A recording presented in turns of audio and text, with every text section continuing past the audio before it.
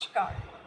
So we are back to reading this book today, and we'll be covering the next chapter, that is chapter number 7, which is called Calcium and Phosphorus Metabolism in Nervous Disorders.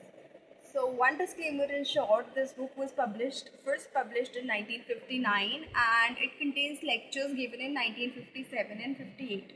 So the information given in here is limited to that era, 1940s, 1950s, that era. So this lecture has been given by Mr. W. Payne. So let's begin. तो author का कहना है कि phosphorus और calcium का metabolism nervous system में जाने से पहले थोड़ा थोड़ा फॉस्फोरस का और कैल्शियम का समझ लेते हैं कि फॉस्फोरस बाकी चीज़ों से रिलेशन में कैसे काम करता है बॉडी में। तो पहले ये समझ लेते हैं फॉस्फोरस और कैल्शियम का। तो first we'll start with phosphorus. तो फॉस्फोरस को काफ़ी समय से नर्वस सिस्टम का एक इम्पॉर्टेंट इंग्रेडिएंट समझा जाता था, इतना ज़्यादा इम्पॉर्टेंट कि कोई भी सेंट्रल नर्वस सिस्टम का डिसऑर्डर होता था 1800s में या 1900s में, तो फॉस्फोरस कंटेनिंग सिरप प्रिस्क्राइब किए जाते थे और साथ साथ जो फॉस्फोरस कंटेनिंग फूड है वो भी पेशेंट को देने के लिए एडवाइस किए जाते थे।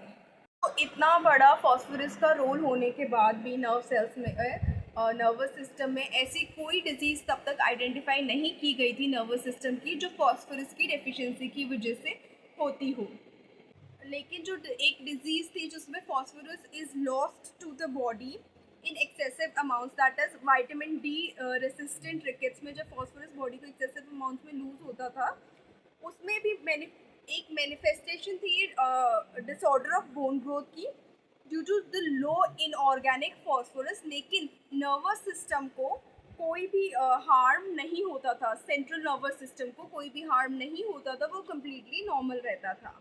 साथ साथ उस वक्त ये भी पता था कि जब तक किडनीज डैमेज नहीं होंगी तब तक बॉडी में too high level of phosphorus का होना ऑलमोस्ट इम्पॉसिबल है, क्योंकि जैसे ही आप high levels of phosphorus intake होगा और किडनीज उसे फिल्टर आउट कर देंगी, साथ साथ बॉडी को डायरिया हो जाएगा जिसमें वो निकल जाएगा।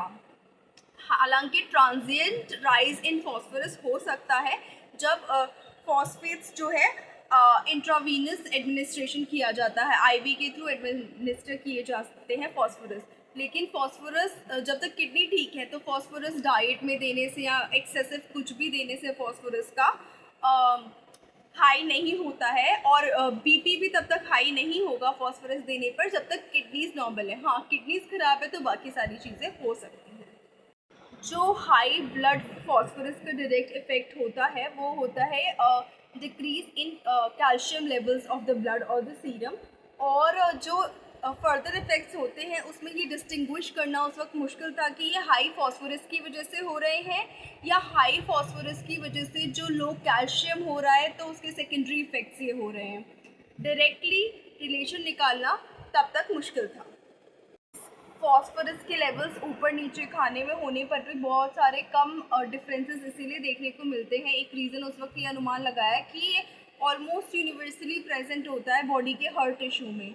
तो जब तक किडनीज बहुत ज़्यादा डैमेज नहीं होंगी तब तक फॉस्फोरस की लेवल्स पे ब्लड में ज़्यादा कोई फ़र्क नहीं पड़ेगा। ज़्यादा होगा तो एक्सेस में किडनीज फिल्टर आउट कर देंगे, डायरिया हो जाएगा तो संभल जाएगा। और this is what was given in this chapter for lecture under introduction of phosphorus. In the next video, we will be learning about introduction of calcium according to the author. So thank you so much for watching this video. Please share this video, like this video, offer your opinions in the comment section, and thank you so much. Take care. Bye bye.